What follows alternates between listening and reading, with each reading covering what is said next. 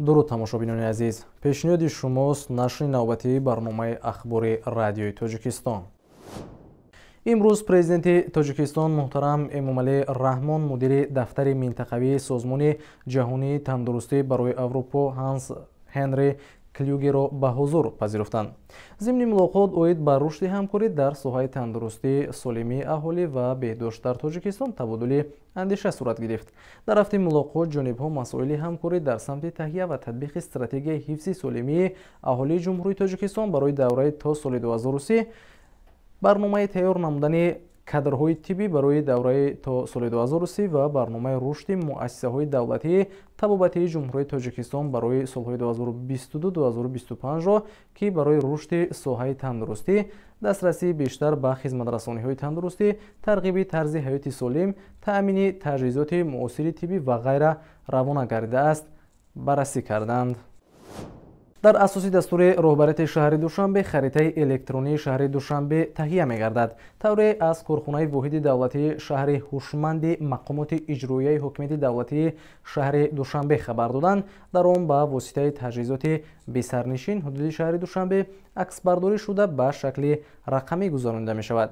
харитаи электронии ин тасвири картографӣ мебошад, ки дар асоси маълумоти харитаи рақамӣ тавлид шудааст. раисади корҳои дохилии шаҳри Душанбе аз садамаи як нобулиғ хабар додааст. гуфта мешавад, ки як сокини шаҳри Душанбе бе шаҳодатномаи ронандагӣ автомашинаи тамғаи Мерседес Бензро ронда ҳангоми ҳаракат аз самти кӯчаи Рӯдакӣ ба самти роҳи мошингарди ҷамъияти саҳомии кушодаи сементбарории шаҳри Душанбе аз уҳдаи идораи воситаи нақлиёт набаромада ба симчӯби рости роҳ бархӯрдааст. дар натиҷа ронандаи нобулиғ аз ҷароҳатҳои вазнини ҷисмонӣ бардошта дар ҷои ҳодиса ба ҳалокат расидааст. мусофири автомашинаи мазкур Саторов Ҷамолиддин, соли тавлидаш 1997, сокини шаҳри Душанбе, ҷароҳатҳои ҷисмонӣ бардошта дар беморхона бистарӣ гардидааст. то рӯзи 5 ноябр дар ҷумҳурии ҳавои номусоид дар назар дошта шуда дар водиҳо боронҳои пуршиддат меборад ва дар нояҳои кӯҳӣ ва наздикоӣ эҳтимоли боридани барф зиёд аст. дар ин бора аз Кумитаи ҳолатҳои фавқулода ва мудофиаи гражданӣ назди ҳукумати Ҷумҳурии Тоҷикистон хабар доданд. ба иттилои манбаъ, бар асари боронҳои пуршиддат омадани селҳо дар баъзе минтақаҳо эҳтимол дорад.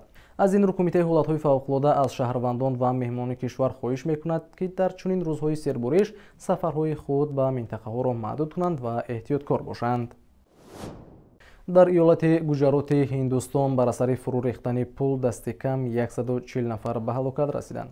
дар ин бора РИА Новости хабар додааст. ба иттилои манбаъ, дар натиҷаи ин офати табиӣ садҳо нафар маҷрӯҳ гардида, 177 нафари дигар наҷот ёфтанд. ёдовар мешавем, пуле ки беш аз 140 сол пеш дар наздикии шаҳри Морбӣ сохта шуда буд, 2 соли ахир барои бозсозӣ баста шуда буд. он чанд рӯз пеш кушода шуд. ба гуфтаи шабакаи телевизионии Адиша, ҳангоми фурӯпошӣ дар он беш аз 500 нафар қарор доштанд. гуфта мешавад, ки пас аз суқути ин иншоот беш аз 350 нафар зери об мондаанд. бар асари тирпаронӣ дар шабнишинии Ҳеллоуин дар ҷануби Калифорния 2 нафар ба ҳалокат расида, 2 нафари дигар маҷрӯҳ шуданд.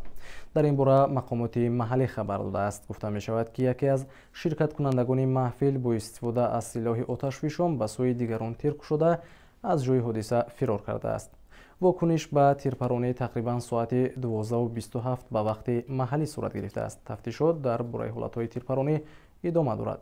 ёдовар мешавем, ки хушунати силоҳ солҳои охир дар Амрико рӯ ба афзоиш аст. тамошобинони гиромӣ, бо пешниҳоди ҳамин чанд матлаб мерасем ба анҷоми барномаи ахбори радиои Тоҷикистон. саломат бошед.